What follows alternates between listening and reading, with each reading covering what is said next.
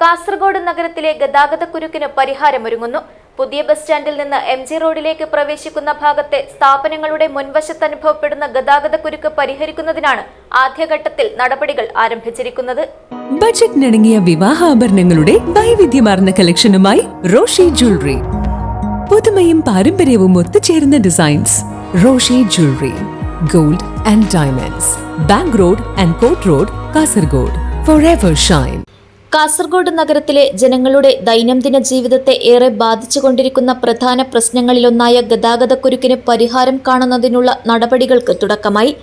പുതിയ ബസ് സ്റ്റാൻഡിൽ നിന്ന് MG റോഡിലേക്ക് പ്രവേശിക്കുന്ന ഭാഗത്ത് ശോഭിക, മൈജി, മാൾ ഓഫ് കാസർഗോഡ് തുടങ്ങിയ സ്ഥാപനങ്ങളുടെ മുൻവശത്ത് അനുഭവപ്പെടുന്ന ഗതാഗതക്കുരുക്ക് പരിഹരിക്കുന്നതിനാണ് ആദ്യഘട്ടത്തിൽ നടപടികൾ ആരംഭിച്ചിരിക്കുന്നത്. ഇതിന്റെ ഭാഗമായി ബന്ധപ്പെട്ട കെട്ടിട ഉടമകളുമായി പ്രാഥമിക ചർച്ചകളും സ്ഥലപരിശോധനയും ഇതിനകം നടത്തി. കാസർഗോഡ് നഗരസഭാ ചെയർപേഴ്സൺ ഷാഹിന സലീമിന്റെ മുൻകൈയിൽ കാസർഗോഡ് MLA കല്ലട്ര മാഹിന്റെ നേതൃത്വത്തിൽ നഗരസഭയിൽ ചേർന്ന യോഗത്തിൽ വൈസ് ചെയർമാൻ KM ഹനീഫ്, കെട്ടിട ഉടമകളെ പ്രതിനിധീകരിച്ച് Kareem, city gold, UK Yusuf തുടങ്ങിയവർ പങ്കെടുത്തു. യോഗത്തിൽ നിലവിൽ കെട്ടിടങ്ങൾ സ്ഥിതി ചെയ്യുന്ന സ്ഥലങ്ങൾ ഉടമകളുടെ സ്വന്തം ഭൂമിയാണെന്നും യാതൊരു തരത്തിലുള്ള കയ്യേറ്റവും നടത്തിയിട്ടില്ലെന്നും കെട്ടിട ഉടമകൾ വ്യക്തമാക്കി. അതേസമയം നഗരത്തിലെ രൂക്ഷമായ ഗതാഗത പ്രശ്നത്തിന് ശാശ്വത പരിഹാരം കാണുന്നതിനായി റോഡിന് ആവശ്യമായ വീതി വർദ്ധിപ്പിക്കുന്നതിന് കെട്ടിടങ്ങൾക്ക് മുന്നിലുള്ള സ്ഥലം സ്വമേധയാ വിട്ടുനൽകണമെന്ന് യോഗം ഉടമകളോട് അഭ്യർത്ഥിച്ചു. ഇതിന് കെട്ടിട ഉടമകളുടെ ഭാഗത്തുനിന്നും വളരെ അനുകൂലമായ പ്രതികരണമാണ് ഉണ്ടായത്.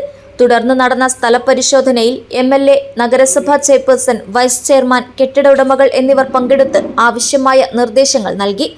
കെട്ടിട ഉടമകൾ ആവശ്യമായ സ്ഥലം വിട്ടു നൽകുകയാണെങ്കിൽ ആധുനിക രീതിയിൽ റോഡ് നവീകരിക്കുകയും ഡ്രെയിനേജ്, ഫുട്പാത്ത് തുടങ്ങിയ സൗകര്യങ്ങൾ ഉൾപ്പെടുത്തി പ്രവൃത്തി എത്രയും വേഗം പൂർത്തീകരിക്കാൻ ശ്രമിക്കുമെന്നും MLA കല്ലട്ര മാഹിൻ ഉറപ്പു നൽകി. ഈ വിഷയത്തിൽ പൊതുമരാമത്ത് വകുപ്പ് മന്ത്രി PK ബഷീറുമായി ഇതിനകം ചർച്ച നടത്തിയിട്ടുണ്ടെന്നും ആവശ്യമായ എല്ലാ സഹായ സഹകരണങ്ങളും മന്ത്രി വാഗ്ദാനം ചെയ്തിട്ടുണ്ടെന്നും MLA അറിയിച്ചു. മന്ത്രി ഉടൻ കാസർഗോഡ് സന്ദർശിച്ച് നിർദ്ദിഷ്ട പ്രദേശം നേരിട്ട് പരിശോധിക്കുമെന്നും അദ്ദേഹം അറിയിച്ചു. തുടർ നടപടിയായി സമീപ പ്രദേശങ്ങളിലെ മറ്റ് കെട്ടിട ഉടമകളെയും വിളിച്ചു ചേർത്ത് ചർച്ച നടത്തി. ആവശ്യമായ നടപടികൾ സ്വീകരിക്കാനും യോഗത്തിൽ തീരുമാനമായി.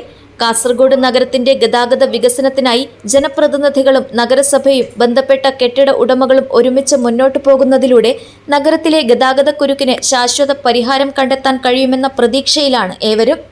News bureau, Kasaragod.